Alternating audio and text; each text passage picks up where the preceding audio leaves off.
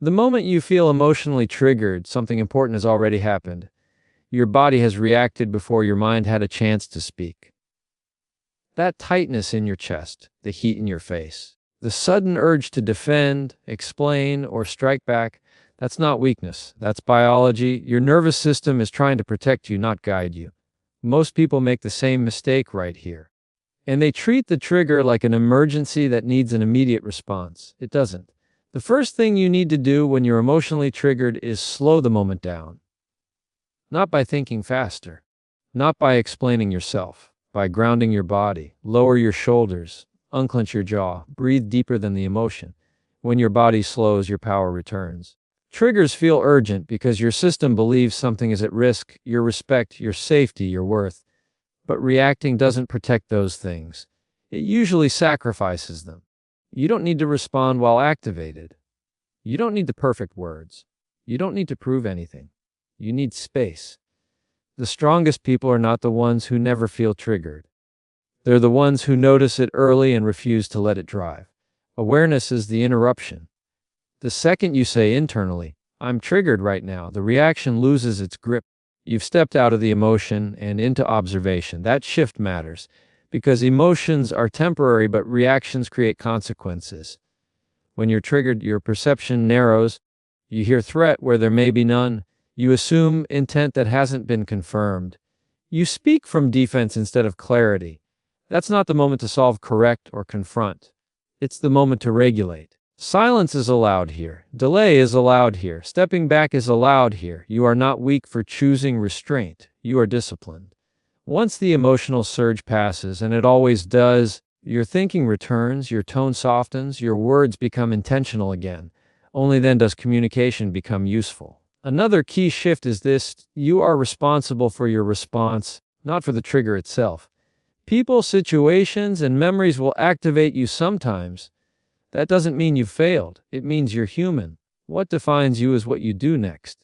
Do you let the emotion speak for you, or do you choose to stay in control? Emotional regulation is not suppression. It's leadership of yourself. You're telling your nervous system. And when your system believes that, clarity follows. Over time, this practice changes you. Triggers lose their intensity. You recover faster. Your confidence becomes quieter and more stable. People notice, they feel your steadiness even when the situation isn't steady. They sense that you're not easily pulled off center. That's real emotional strength. So when you get emotionally triggered, remember this: you don't need to fix the moment. You need to protect your state. Calm first, clarity second, response last. That order changes everything. Emotional triggers often feel like orders. They arrive suddenly, loudly, and with a sense of urgency that demands action. Your heart rate increases, your thoughts race, and your body prepares to respond as if something immediate and dangerous is happening. But emotional triggers are not instructions. They are signals. They are information moving through your nervous system, not commands you are required to obey. Understanding this distinction is one of the most important shifts a person can make for emotional strength and self-control. A trigger is your system alerting you that something familiar has been activated. It could be a tone of voice, a look, a memory, or a situation that resembles past pain, rejection, or threat. The body reacts first because it is designed to protect. It does not pause to analyze context or intention. It reacts based on patterns. That reaction can be intense, but intensity does not equal accuracy. A signal simply means something has been noticed, not that something must be acted on immediately. Many people mistake the strength of a feeling for the importance of a response. If it feels strong, they assume it must be addressed right away. This is where problems begin. Acting while triggered often leads to words you wish you could take back, decisions made from fear, and conflicts that escalate unnecessarily. The emotion feels justified in the moment, but the outcome rarely is. Recognizing a trigger as a signal allows you to separate sensation from action. Signals are meant to be observed, not followed blindly. When a warning light turns on in a car, you don't slam the steering wheel or jump out while driving. You notice it. You assess it. You respond appropriately once you understand what it means. Emotional triggers work the same way. They indicate that something inside you needs attention. Not that something outside you needs to be attacked or fixed immediately. This awareness creates space. The moment you name what's happening internally, the grip of the trigger loosens. Saying to yourself, "I'm activated right now," shifts you from reaction to observation. You're no longer inside the emotion, you're watching it. That subtle shift restores choice. You may still feel the emotion, but you're no longer controlled by it. Triggers often point to unresolved experiences or sensitive areas that deserve care, not judgment. They highlight values, boundaries, and past wounds. When you treat triggers as commands, you miss the message and repeat the cycle. When you treat them as signals, you can learn from them. Over time, this learning builds resilience. You become less reactive, not because life stops presenting challenges, but because you stop handing control to the first wave of emotion. It's also important to understand that responding later is not avoidance. Delaying action until you're regulated is responsible. Calm responses are clearer, more accurate, and more aligned with who you want to be. Choosing to wait doesn't mean you're ignoring the issue. It means you're respecting yourself enough to address it from a place of stability rather than volatility. Triggers can also be misleading. They often exaggerate threat. A comment may feel like an attack when it isn't. A disagreement may feel like rejection when it's simply difference. When you react to the signal as if it were a command, you treat perception as fact. When you pause, you give yourself time to verify. That verification protects relationships and preserves your credibility. Learning to work with triggers changes your inner dialogue. Instead of asking, "How do I stop feeling this?" you ask, "What is this feeling trying to tell me?" That question transforms discomfort into insight. You stop fighting your emotional system and start cooperating with it. Cooperation leads to regulation. Regulation leads to clarity. As you practice this, something subtle but powerful happens. Your confidence grows quieter. You stop fearing strong emotions because you know they don't own you. You trust your ability to feel deeply without acting impulsively. That trust is stabilizing. It allows you to stay present in difficult moments without losing yourself. Emotional triggers will still show up. That's part of being human. The difference is that you no longer treat them like orders barking commands. You treat them like signals passing information. You listen, you assess, and you choose your response. And in that choice, you reclaim control over how your life unfolds. The body reacts before the mind can reason. Long before logic forms a sentence, your nervous system has already scanned the room, assessed the tone, and decided whether you are safe. Your heart may start racing, your shoulders tighten, your breathing shift, and you may not yet know why. This is not weakness. It is wiring. The body is built for speed. The mind is built for analysis. And speed almost always wins the first round. When something feels threatening, whether it's a sharp comment, a disapproving look, or a sudden change in someone's tone, the body does not wait for evidence. It responds to patterns. It remembers what felt similar in the past and prepares you to protect yourself. That preparation might look like defensiveness, anger, withdrawal, or even silence. The reaction is immediate because survival systems do not operate on debate. They operate on detection. This is why you can feel offended before you consciously decide that something was offensive. It's why anxiety can rise before you fully process the situation. The body interprets cues through sensation, not logic. A raised voice may trigger adrenaline. A dismissive laugh may tighten your chest. A long pause in conversation may create tension in your stomach. These responses are automatic, and they are fast because they are meant to be. The mind, on the other hand, takes a moment. It wants context. It asks questions. It considers alternatives. But it arrives slightly behind the body's alarm system. By the time you start thinking clearly, your body may already be preparing for confrontation or escape. This gap between reaction and reasoning is where many conflicts begin. People believe they are responding to facts when they are actually responding to sensations. Understanding this sequence is powerful because it shifts blame away from character and toward biology. If you react quickly, it does not mean you lack discipline. It means your nervous system is functioning as designed. The key is not preventing the body's first reaction. The key is preventing that reaction from becoming your final decision. You cannot always stop the surge, but you can choose what happens next. The body's speed is useful in genuine danger. It protects you when there is no time to think. But most modern triggers are not life-threatening. They are social, emotional, or relational, yet the body treats them with the same urgency. A disagreement can feel like an attack. Criticism can feel like rejection. Silence can feel like abandonment. The intensity of the sensation can trick you into believing the situation is bigger than it is. This is where awareness becomes essential. The moment you notice your body reacting, you create space. You might feel your pulse increase or your jaw clench. Instead of speaking immediately, you observe. That observation interrupts the automatic chain reaction. It allows the mind to catch up. Once the mind is present, you gain perspective. You can ask yourself whether the reaction fits the reality. Breathing plays a crucial role in this process.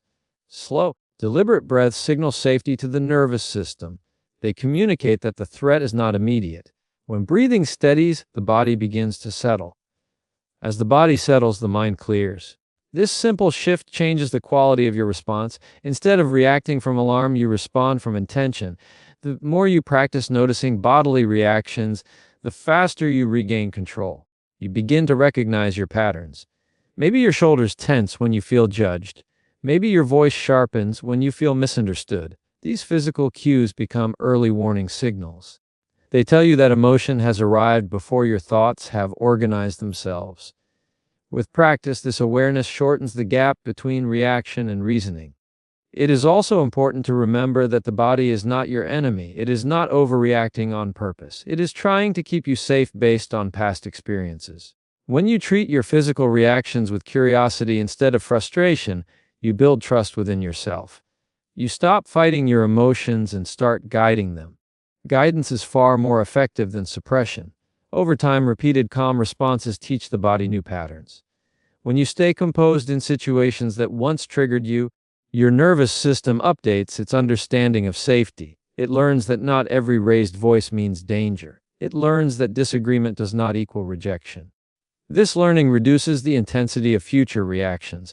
The body becomes less jumpy because it has evidence that you can handle discomfort without panic. The body reacts first, but it does not have to decide last. That is the balance. You respect the signal without surrendering to it. You acknowledge the surge without letting it dictate your behavior. In that brief space between sensation and action lies your power. It may only be a few seconds, but those seconds determine whether you escalate a situation or elevate it. When you accept that the body will always move faster than the mind, you stop expecting yourself to be perfectly composed at the first sign of stress. Instead, you focus on recovery. You focus on alignment. You focus on letting the mind join the conversation before you speak. And as that practice becomes consistent, your reactions become steadier, your communication becomes clearer, and your presence becomes stronger because you are no longer ruled by the first wave of sensation that passes through you. Slowing down restores control instantly. In moments of pressure, most people speed up. Their thoughts race, their words spill out faster than intended, and their breathing becomes shallow and quick. Urgency takes over, and with it comes the illusion that immediate action equals strength. But the opposite is often true. Speed feeds emotion. Slowing down feeds authority. The moment you deliberately reduce your pace, you interrupt chaos and regain command of yourself. When you slow down, your nervous system receives a powerful message: there is no immediate danger. Your body cannot stay in high alert if your breathing is steady and your movements are controlled. The simple act of pausing before speaking, of inhaling fully and exhaling slowly, begins to quiet internal alarms. That quiet creates clarity. Clarity creates choice. And choice is control. Most conflicts escalate because both people accelerate at the same time. Voices rise, interruptions increase, and reactions stack on top of reactions. The emotional tempo climbs higher and higher until neither side is truly listening. But when one person slows down, speaks softer, moves less, waits longer before responding, the rhythm shifts. The intensity loses momentum. Emotional energy needs speed to survive. Without it, it weakens. Slowing down also forces intention. When you pause before replying, you filter your words. You choose precision over impulse. Instead of reacting to the tone you heard, you respond to the meaning behind it. That shift can change the entire direction of a conversation. A rushed response often defends pride. A measured response protects peace. There is strength in restraint. Quick reactions may feel powerful, but they are often driven by emotion rather than stability. When you take your time, you demonstrate confidence. You show that you are not threatened by the moment. People sense that steadiness. It communicates control without needing to announce it. Authority is rarely loud or hurried. It is calm, deliberate, and grounded. Slowing down gives your mind time to catch up with your body. In heated situations, the body reacts first. Adrenaline rises, muscles tighten, and your voice may sharpen without you noticing. By intentionally reducing your pace, you allow logic to re-enter the conversation. You give yourself space to evaluate whether your reaction matches reality. That evaluation prevents regret. It also protects your credibility. Words spoken too quickly are often exaggerated. You might say always when you mean sometimes, or never when you mean not often. Those exaggerations create defensiveness and weaken your position. When you slow down, your language becomes accurate. Accurate language is harder to challenge. It keeps discussions focused rather than explosive. Silence plays a powerful role in slowing down. A few seconds of quiet can feel uncomfortable, but discomfort is not danger. Silence allows emotions to settle. It signals that you are thinking rather than reacting. It shifts the energy from confrontation to consideration. Many arguments lose strength when they are not immediately fed with more words. Slowing down also sharpens listening. When you are in a rush to respond, you are not truly hearing the other person. You are preparing your rebuttal. But when you intentionally decelerate, you absorb more information. You notice tone, intention, and nuance. You may even discover that the situation is less severe than it initially felt. Understanding increases. Reactivity decreases. This practice extends beyond conversations. Slowing down in daily life, walking at a measured pace, organizing thoughts before decisions, breathing intentionally during stress builds a foundation of composure. Composure becomes your default setting rather than something you scramble to find under pressure. The more you practice slowing down in calm moments, the easier it becomes when tension rises. Some people fear that slowing down makes them appear weak or uncertain. In reality, the opposite is true. Rushed behavior often reveals anxiety. Calm pacing reveals security. When you take your time, you communicate that you are not controlled by external pressures. You decide when and how to respond. That independence is powerful. There is also a physiological reset that happens when you slow down. Heart rate stabilizes, muscles relax, oxygen flow improves. These changes directly affect emotional regulation. You think more clearly because your body is no longer preparing for combat. The shift may feel subtle, but its impact is immediate. Within seconds, you move from reaction to reflection.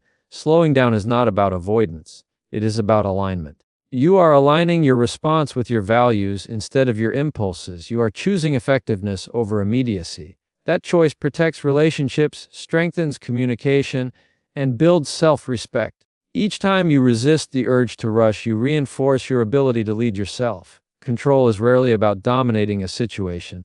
It is about mastering your own tempo within it. When everything around you speeds up and you deliberately remain steady, you create stability. That stability influences the environment. It lowers tension, clarifies thinking, and shifts the emotional tone. The instant you slow your breath, soften your voice, and pause before speaking, you step back into command. The urgency fades.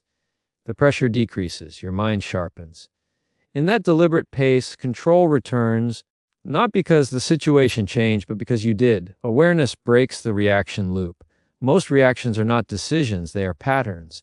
A comment is made, a tone is heard, a memory is touched, and before you realize it, you are responding in the same way you always have.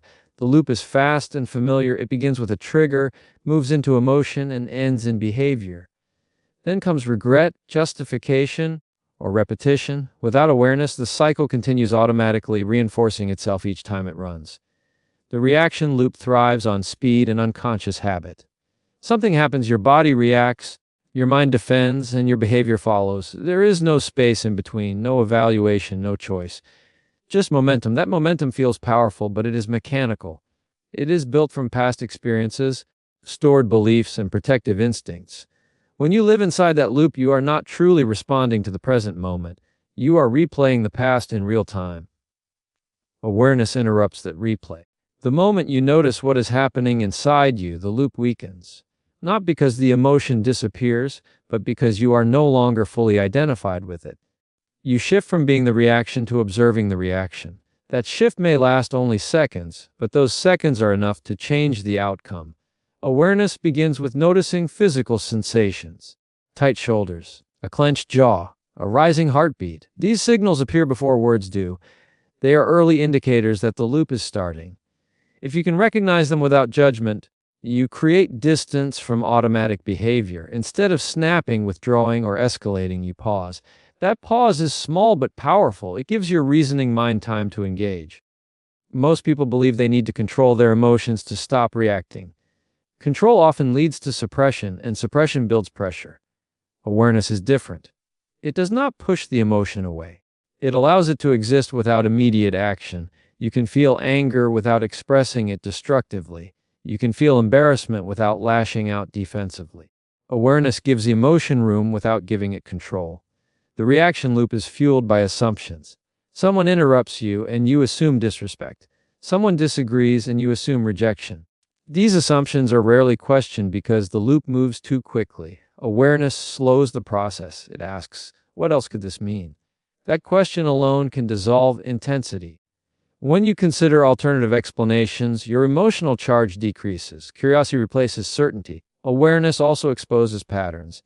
Perhaps you notice that criticism always triggers defensiveness, or that silence from others triggers anxiety. Recognizing these recurring themes gives you insight into unresolved sensitivities.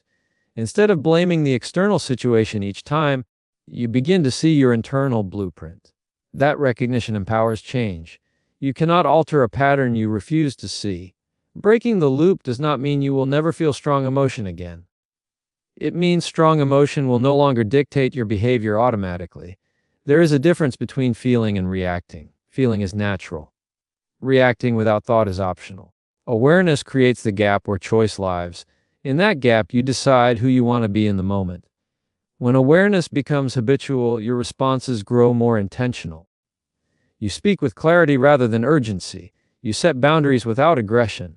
You listen without preparing a counterattack. These shifts may seem subtle, but they transform relationships. People respond differently to someone who is present and grounded. Conflicts de-escalate faster. Conversations become more productive. There is also an internal peace that comes with breaking the reaction loop. Repeated reactions create exhaustion. They drain energy and damage confidence. You may start to believe that you are just like this, or that change is impossible. Awareness challenges that narrative. Each time you interrupt the loop, even briefly, you prove that you are not defined by impulse. You are capable of choice. The practice of awareness requires patience. In the beginning, you may only notice the loop after it has completed. That is still progress. Reflection builds future recognition. Over time, you will catch it earlier, mid-sentence, mid-thought, mid-search. Eventually, you will sense it at the very beginning when the trigger first appears. The earlier you notice, the easier it becomes to redirect. Breathing deeply, grounding your attention in the present moment, and labeling your emotion are simple but effective tools. Saying internally, I'm feeling defensive, or I'm feeling anxious, transforms chaos into clarity. Naming an emotion activates reasoning areas of the brain, reducing its intensity. Awareness becomes both shield and guide. Breaking the reaction loop does not make you passive. It makes you deliberate, and you still address issues, you still express concerns, but you do so from stability rather than volatility. That stability strengthens your voice. People take you more seriously when your words are measured rather than impulsive. Over time, awareness reshapes your identity. You stop seeing yourself as reactive and start seeing yourself as responsive. That shift builds confidence rooted in self-trust. You trust that no matter what happens externally, you have the internal capacity to pause, observe, and choose.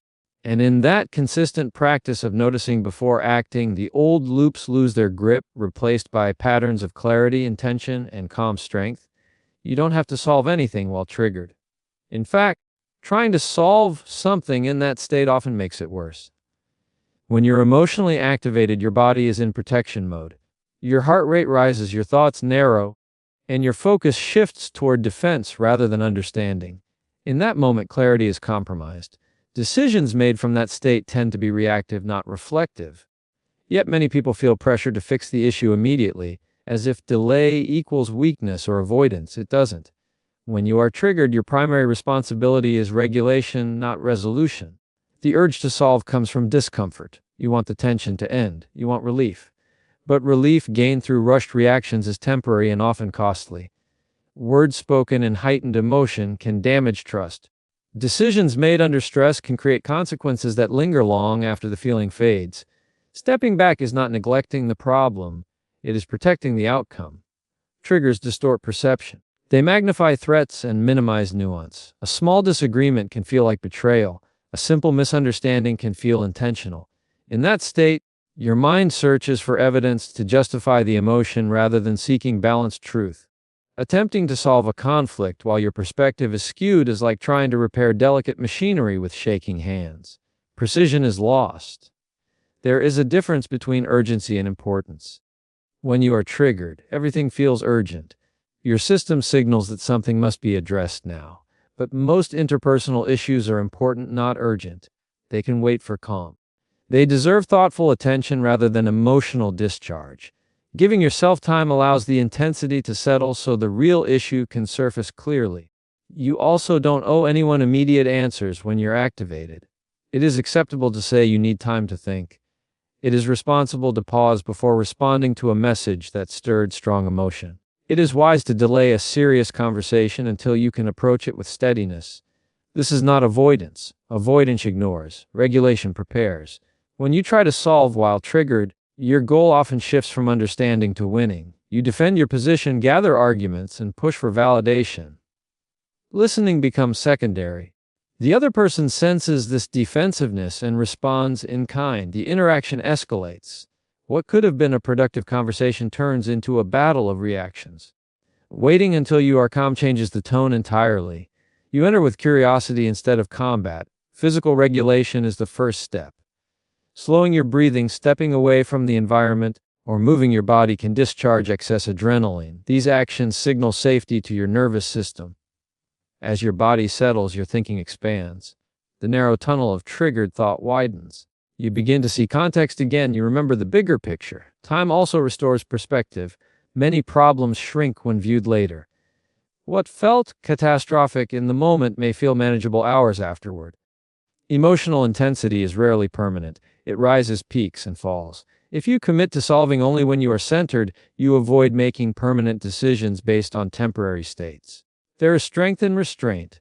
Choosing not to engage while triggered demonstrates emotional maturity. It shows that you prioritize long-term stability over short-term relief. People may push for immediate answers, but you are allowed to protect the quality of your response. A delayed, thoughtful reply carries more weight than a quick emotional one. Solving requires creativity, empathy. These qualities diminish under stress. When triggered, your brain prioritizes survival over collaboration. Once calm returns, your capacity for problem solving improves dramatically. You can consider compromise. You can acknowledge your role. You can articulate needs without accusation. These abilities are nearly impossible when your nervous system is in alarm mode. It is also important to recognize that not every trigger requires action at all. Some triggers are reflections of old wounds rather than present threats. If you rush to solve every surge of discomfort, you may address problems that do not truly exist. Taking time allows you to distinguish between genuine issues and emotional echoes from the past. Patience protects relationships. When you give yourself space, you reduce the likelihood of saying something you cannot take back. Words spoken in anger tend to be sharper than intended. Even if you apologize later, the memory of those words can linger. Waiting preserves trust. It keeps communication cleaner. You don't have to prove your strength by handling everything instantly. True strength is the ability to sit with discomfort without letting it dictate your behavior. It is the discipline to regulate first and respond later. It is the wisdom to know that timing matters. When you release the pressure to solve while triggered, you reclaim control over how you engage with challenges. You move from reactive to intentional. You approach issues when your mind is clear and your tone is steady. Solutions reached in that state are more durable, more respectful, and more aligned with who you want to be. Regulation comes before communication. Before you try to explain yourself, defend your position, or correct someone else, your first responsibility is to stabilize your internal state. When emotion is elevated and your nervous system is activated, communication becomes distorted. Words may be accurate, but the tone carries tension. The message may be logical, but the delivery feels sharp. No matter how well crafted your argument is, it will struggle to land if your body is broadcasting alarm. When you are dysregulated, your brain shifts into protection mode. It prioritizes safety over connection. In that state, you are more likely to interrupt, misinterpret, and react defensively. Even neutral comments can feel threatening. The conversation becomes about understanding and more about self-protection. Communication in that condition often escalates rather than resolves. Regulation is not about suppressing emotion. It is about managing it. Emotions are natural signals. They indicate that something matters to you. But when they surge unchecked, they override your ability to engage effectively. Regulation allows you to feel without being controlled by the feeling. It creates enough internal calm to choose your words carefully instead of firing them impulsively. Your body always speaks first. If your breathing is shallow, your muscles tight, and your voice tense, the other person senses it immediately. Humans are wired to detect subtle shifts in tone and posture. You might say, "I'm fine," but your body may communicate something entirely different. Without regulation, your nonverbal cues contradict your intentions. Slowing your breathing is one of the simplest ways to regulate. A steady inhale followed by a longer exhale signals safety to your nervous system. As your heart rate lowers, your thinking becomes clearer. The fog of intensity begins to lift. You may still feel strongly, but the urgency decreases. That shift alone can change the trajectory of a conversation. Pausing before speaking is another powerful form of regulation. Silence can feel uncomfortable, especially when emotions are high. But that brief pause allows your reasoning to catch up with your reaction. It prevents automatic responses that you may later regret. A few seconds of quiet can preserve hours of peace. Regulation also involves awareness. Noticing when you are activated is crucial. You might feel heat in your face, tension in your chest, or an impulse to raise your voice. These are cues that communication should wait. Speaking in that moment might satisfy the urge to express, but it will likely undermine the quality of what you express. Waiting until your internal state stabilizes increases the chance that your message will be received rather than resisted. Many conflicts persist because both people try to communicate while dysregulated. Each side is reacting rather than responding. The energy becomes charged. Words are interpreted through a defensive lens. When even one person chooses to regulate first, the dynamic shifts. Calmness slows escalation. Measured speech invites listening. Stability creates space for productive dialogue. Regulation strengthens authority. People tend to trust those who remain composed under pressure. Calm delivery suggests confidence and control. Emotional volatility, even when justified, can weaken credibility. When you regulate first, your communication carries weight. Your tone aligns with your intention. Your message becomes clearer. There is also self-respect in regulation. You demonstrate that your emotions do not own you. You acknowledge them, but you do not allow them to dictate your behavior. This builds internal trust. Each time you regulate before communicating, you reinforce your ability to handle difficult moments with maturity. It is important to understand that regulation does not mean delay forever. It means timing wisely. Addressing issues matters. Expressing boundaries matters. Clarifying misunderstandings matters. But doing so from a steady state increases the likelihood of resolution. When you communicate after regulating, you can articulate your needs without accusation. You can listen without defensiveness. You can disagree without hostility. Practice builds this skill. The more often you choose regulation over immediate reaction, the more natural it becomes. Over time, your baseline calm increases. Situations that once triggered strong responses begin to feel manageable. Communication becomes less about emotional release and more about intentional exchange. Regulation before communication protects relationships and preserves clarity. It ensures that what you say reflects who you are, not just what you feel in a heated moment. When your internal state is steady, your words carry purpose rather than pressure. Your presence influences the room instead of being influenced by it. The order matters. First stabilize, first breathe, then respond. In that sequence, communication becomes effective rather than explosive, measured rather than impulsive, and grounded rather than reactive.